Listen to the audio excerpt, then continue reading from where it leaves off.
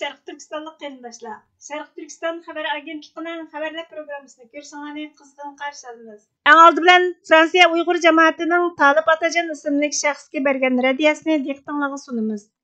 2023 yılı 1 iyul şənbə günü Paris şəhərində Şərq Türkistan sürgündə hökuməti rəhbərlərini kütüb olish və 9-cu növbətlik Ali Kengaş saylımığa Fransiyadan millət vəkillərini saylash yığını ötküzüldü. Şu joy vaqti tushdan keyin 14dan 19ga qadar o'tkazilgan bu yig'inga hukumat vakillaridan prezident G'ulom Osmon apandi, bosh ministr Salih Xudoyor apandi va bosh taftish Yarmuhammad Barat apandi qatorliq mehmonlar Fransiyada yashayotgan Uyg'urlardan bo'lib, jami 30 dan ortiq odam ishtirok qildi. Yig'in o'tkazilishidan 5 kun avval, ya'ni 26-iyun kuni Fransiya jamoatlari eng ko'p to'plashgan WhatsApp to'pida mazkur saylamning chaqiriqi e'lon qilindi. Shundaqla yig'in vaqti va o'rnining ayrim uqtirish qilinganligi uqtirildi. 30-iyun kuni yig'in o'rni va vaqti o'xshash WhatsApp to'pida e'lon qilindi.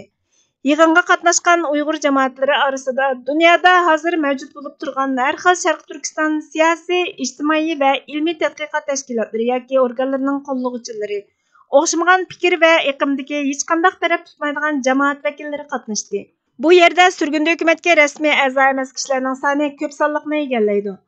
Saylamning adil elib berilishi uchun Fransiya Uyg'ur birligi hayotligi ishchidan sürgünde hükümetke tava bo'lmagan bireylar saylamning nazoratchiligini o'z ustiga oldi. Shundaqla faoliyat uchun ketadigan iqtisodiy chiqimning asosli qismini Fransiya Uyg'ur birligi tashkiloti o'z ustiga oldi. Yig'in Sharq Turkiston istiqlol marshi bilan boshlangandan keyin G'ulom Osmon apandim 5-iyul Urumchi qirg'inchiligi to'g'risida qisqacha leksiya so'zladi. Şehitler ro'yiga atab Qur'on tilovati qilindi. Fransiya Uyg'ur birligi vakillari Salih Xudoyor qatorliqlar leksiya so'zladi. Yig'inning ikkinchi bosqichida erkin savol-javoblar bo'yicha G'ulom Osmon apandim, Salih Xudoyor apandim qatorliqlar har xil o'xshamagan fikrdagi jamoatning savollariga qanoatlanarli javoblarni berdi. Albatta, savol-javoblar keskin ravishda davom etdi. Qisqacha talash-tortishlar bo'lib o'tdi. Yig'inning 3-chi bosqichida saylam nazoratchiligini o'z ustiga olgan Fransiya Uyg'ur birligi vakili millat vakili nomzodining shartlarini shundaqla saylam nizomnomasini jamoatchilikka tushuntirib o'tgandan keyin yig'inga ishtirok qiluvchilar ichidan bir kishi o'zining bu saylam tartibini qabul qilmaydiganligini, chunki mazkur saylamning Xitoy Kompartiyasining saylamga o'xshab qolganligini bahona qilib, saylamga qatnashmaydiganligini aytdi. Orqadan yana 2 kishi saylamga bilet tashlash huquqidan voz kechganligini aytib, saylamdan chekindi, ammo davomli turda saylam maydonida bo'ldi. Sharq Turkiston sürgünde hükümeti 9-cu növbətlik Ali Kengaş namzatlıqıga Fransiyadan jami 5 kishi o'zini millat vakili qilib ko'rsatdi. Hukumat vakillari va yuqorida tilga ilingan 3 kishi va saylam nazoratchisi qatorliqlar bilet tashlashga qatnashmaganini chiqarib aytganda jami 24 kishi bilet tashlashga qatnashib, yuqoridagi 5 kishi asosan to'liq ovoz bilan millat vakili qilib ko'rsatildi. Saat 19'da yig'in oxirlashgandan keyin hukumat vakillari va ko'p qism yig'in ishtirokchilari birlikda Uyg'ur restoraniga yig'ilib qizalangach ham suhbatda bo'ldi. Yuqorida tilga ilingan qarshi fikrdagi yoki bilet tashlashga qatnashmagan kishilar bu ham suhbatga daxil bo'ldi. Yig'in oxirlashib 2 kun o'tgandan keyin WhatsApp to'plarida mazkur yig'in to'g'risida o'sak so'zlar tarqalishga boshladi. Bu so'zlar Fransiya Uyg'ur jamoati yig'ilgan WhatsApp to'piga yetib keldi. Keyin ma'lum bo'lishicha, bu so'zlarni qilgan kishining o'zi Amerikada yashaydigan Talib Atajan ismli biri ekanligi aniq bo'ldi. Bu janob so'zining beshida mundaq deydi: G'ulom Osmon qatorliqlar suhbat o'tkazamiz deb yolg'on e'lon chiqarib, xalqni aldab saylam o'tkazdi. Yuqoridagi bu so'zga qarta oldida yozib o'tganimizdek 26-iyun Fransiyada Uyg'ur jamoati yig'ilgan WhatsApp to'pida saylam o'tkazish to'g'risida uqtirish chiqarildi. 30-iyun kuni yig'inning vaqti va o'rni bekitilib, ya'ni o'xshash bir to'pda e'lon qilindi. Buningga shu to'pdagi 90 dan ortiq kishi guvoh bo'la oladi. 30-iyundagi uqtirish chiqarilgandan keyin yuqoridagi tilga ilingan saylamga qarshi chiqqan shaxs bu yig'in suhbatmi yoki saylammi deb savol qo'ydi. Albatta, suhbat bilan saylamning shu kuni birlikda o'tkazilganligi butun jamoatga sir emas. Chunki Fransiyadan ilgari Shvetsiya va Belgiya qatorliq davlatlarda o'xshash turdagi suhbat va saylamlar bo'lib o'tgan. Fransiya bo'lsa 3-bekiti edi. Ya'ni shu shaxs tuyuqsiz yig'in ochilgan kuni kelish manbasi aniq bo'lmagan sürgünde hukumatga qarshi tashviq videolarini avatdi. Xo'sh, undaqda bu shaxsning yig'indan burungi WhatsApp to'pidagi qilgan quturatqonlari va yig'in tugandan keyingi Talib Atajan nomli shaxsning qilgan so'zlarida bog'lanishlik bormi yo'q? Talib Atajan qayd qilgan aldangan xalq mushi bir shaxsmi yoki yig'inga qatnashgan hammaylarmi? Acaba şu kuni saylamga bilet tashlagan shu 24 kishining hammasi oldinib bilet tashladimi? Bu yerda yana bir nuqtani eskartishga to'g'ri keladi. Ya'ni bilet tashlagan bu kishilar ichida yozmamizning beshida tilga olganimizdek, hammasi surgunda hukumatning a'zolari emas. Har xil siyosiy ko'z qarashdagi, har xil mavqedagi kishilar bor. Zaruriyati tug'ilsa, bu kishilarmi guvohlik bera oladi. Talib Atajon so'zida yana G'ulom Osmon o'zi so'zlashib olgan, ko'rishib olgan odamlar bilan yolg'on bilet tashladi deb aytadi. Yuqoridagi bayonlar uning so'zlarining asossiz ekanligini isbotlab turibdi. Talib Atajon yana mundaq uydurma gaplarni to'qib ulgurgan. G'ulom Osmonning lager shoidi Gulbar Xitoychi to'g'risidagi qilgan tuhmatlarga beyaram bo'lgan qarindoshlarimiz uningga nafrat bilan savol qo'ygan. Ya'ni sen qachongacha xalqni aldaysan? Qamishida ingrayotgan xalqni o'ylab qo'ysang bo'lmamdi? Deganga o'xshash savollarni yog'dirib o'tgan. Bu ishtimdis kelgan savollar G'ulom Osmonga xuddi uchib kelgan kashga o'xshash tegib, qo'lidagi mikrofonga ega bo'la olmay qolgan. Shu vaqtda odati bo'yicha chapchaydigan Salih Xudoyor va Yer Muhammad Barat chapchib chiqib volaqshigan, hattoki urush darajasiga berib ketgan. Yuqoridagi bayonlarni Talib Atajon ismli bu janob xuddi naq maydonda bordek ta'sirli bayon qilishga ulguribdi. Lekin buningga qarata yuqorida tilga ilingan yig'in ishtirokchilarining har qanday biri bu so'zlarning qip-qizil yolg'on ekanligiga qasam qilib turib guvohlik bera oladi. Talib Atajon, siz Fransiya Uyg'urlarining aqlini bu darajada tuvan ko'rdingizmi yoki boshqa maqsadda bu so'zlarni qildingizmi? Yana bir so'zni bu yerda qistirib o'tishga arzuydi-ki, Yer Muhammad Barat apandimning yig'inda boshdan oyoq bir og'iz gap qilib boqmaganiga hammamiz shohid bo'la olamiz. Qani siz tilga olgan chaptishlar? Talib Atajon so'zining oxirini bu yig'inni sharmandalarcha oyoqlashdi deb tasvirlagan. Ammo bu qitimliq yig'in Fransiyada nihoyatda utuqlik bilan oyoqlashgan muvaffaqiyatli yig'in bo'ldi deb qaraymiz.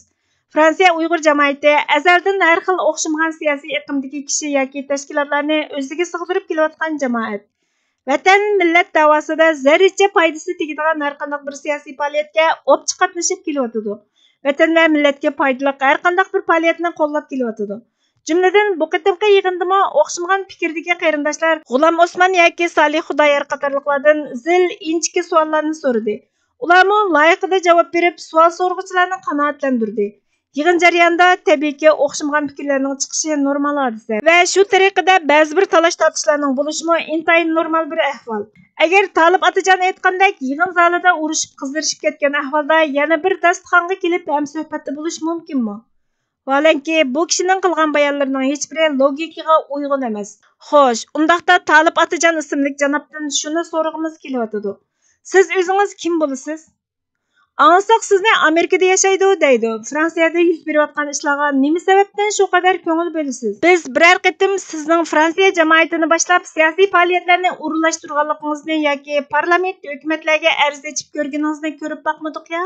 Bizdan 6000 kilometr yiroqlikda yashayotgan biri bo'lish sifatingiz bilan Fransiyada yuz bergan ishlarni qanday qilib shuncha tafsiliy bayon qilib o'ldirdingiz? Bu atalmish yolg'on uchurlarni qanday egalladingiz? Nima maqsadda Fransiyada ko'z quloqlaringizni o'rinlashtirsiz? Sizni bearam qilayotgan zodi nima? Sizning yeniglik bilan qilgan so'zlaringiz bizga bakmo ar keldi. Kim sizga o'zingizni tunimaydigan jamoatning ishiga aralashish huquqini va yoki buyruqini berdi? Endi Talib Atajonga Fransiyada yashayotgan Uyg'ur jamoatidan bir taklif. Siz qilgan yolg'on bayonlarni e'tirof qilib, o'zim uydurib chiqdim desangiz, xo'sh, qayta yozmaliq yoki ovozli bayonot berib tor dunyosida tarqiting. Bizdan kechirim so'rang. Agar bu uchurlarni menga biri yetkazdi desangiz, shu uchur yetkazgan suxanchini bizga deb bering, biz shu kishini tunib qolaylik. Biz bu so'zlarning nima maqsadda o'tirg'a chiqqanligini bilib boqamiz bor. Agar yuqoridagi shartimizni o'rindamasangiz, Fransiya jamoatchiligi mangu siz bilan bir yo'lda emas, hamda sizni qarshi olmaydi. Hurmat bilan Fransiyada yashayotgan Uyg'ur jamoatchiligi. 2023-yili 4-iyul kuni. Xitoy Tashqi ishlar ministrligining bayonotchisi 4-iyul kuni Xitoyning barliq islom dushmanligini rad qiladiganligini, hech kimning so'z qilish erkinligini qo'llanish orqali chetishni ulg'aytirishiga va bir madaniyatni yana bir madaniyatga qarshi kuch kiritishiga yo'l qo'ymaydiganligini aytgan. Sharq Turkiston surgunda hukumatining bosh ministri Salih Xudoyor buningga dal vaqtida inkas qaytirib, islom dushmanligining eng chong jinoyatchisi Xitoydir. Xitoy assalomu alaykum deyish jinoyat hisoblanadigan Sharq Turkistonda millionlagan islom dini kitoblarini ko'ydirdi. Minglagan masjidlarni vayron qilib etdi. Millionlagan musulmonlarni jazo lagerlariga qamab, Sharq Turkistonda irqiy qirg'inchilik yurgizdi dedi. Tajovuzchilarning qalamkashlari va kanoylari. Uyg'unish harakati o'liklar dunyosiga nisbatan hayotlik elib kelsa, tajovuzchilik dunyosiga nisbatan xatar va og'ir tahdid elib keladi. Mustamlika qilingan ellarda uyg'unish uchqunlari o'ttirg'a chiqishga boshlagan hamon tajovuzchilar mustamlika qilingan millatlardan o'zlariga sodiq xizmat qiladigan qalamkashlarni, darvishlarni va har xil qiyofatdagi josuslarni yetishtirishga boshlaydi. Mustamlika ideyasini qabul qilgan qalamkashlar, kanaylar va chaparmanlar har zaman uyg'unish ideyalariga to'sqinlik qilishga urinib turdi hamda mustamlika qilingan millatlardagi erkinlik, mustaqillik, kimlik, adolat va qimmat qarash engini burumlashga yoki ojizlashtirishga yoki millatning diqqatini asosliq masaladan boshqa tarafga burashga harakat qiladi. Mustamlika ideyasidagi qalamkashlar barmoqlarini, qalamlarini va tilini tajovuzchilarning planlari va fikrlarini bozorga solish uchun xizmatga soladi. Chunki tajovuzchilar o'zlarining planlarining oshkorlanib qolmasligi uchun o'zlariga vakolatan so'zlaydigan yoki yozadigan setilma qalamkashlarga muhtoj bo'ladi albatta. Mustamlikaga yo'liqqan har qanday bir millatda tajovuzchilarning manfaatlari va ideyalari uchun chakarchilik qilgan, ideyasi zaharlangan va axloqi buzilgan qalamkash qurtlar tepilib turdi. Qalamkash qurtlar mustaqillik ideyasidagi siyosiy iqimlarni ojizlashtirish, sog'lom ideya egalariga qalpoq kiydirish, ular haqida fitna ig'vo tepish orqali ish qilg'izmaslik, sog'lom harakatlarning e'tiborini tushirish hamda parchalashga urinish qatorliq ziyonli ishlarning hammasini qilishdan bosh tortmaydi. Cemiyatshunos mutafakkur Malik Nabiy yazmalaridan o'zindi. Bugungi xabarlarimiz bu yerda oxirlashdi. Bizga vaqt ayirganingiz uchun ko'p rahmat. Kelar qatimki programmamizda ko'rishguncha Allohga omonat bo'lgaysizlar.